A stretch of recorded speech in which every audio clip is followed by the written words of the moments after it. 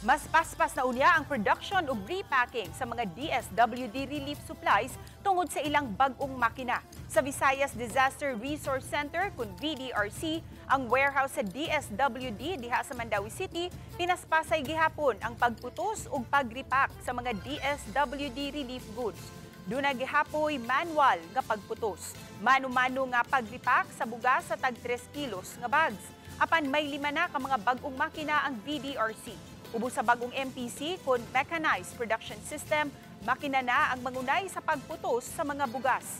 Ang buhaton sa personnel, paghuwad sa bugas gikan sa mga sako aron musud sa makina ug ang pag-andam sa plastic. Inigawa sa machine, naputos na kini sa tag 3 kilos.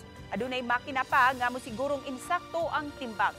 Mechanized na usab ang pagsilyo sa mga box nga pagkahuman butangan og sticker nga timailhan sa batch number ug expiration date sa mga nakasulod sa box. Sa pagkakaron, nangandam ang VDRC kung adunay mga request sa ubang LGU kung asa ipadala ang relief goods. Taliwa kini sa mga panginahanglanon sa mga apektado sa di maayong panahon.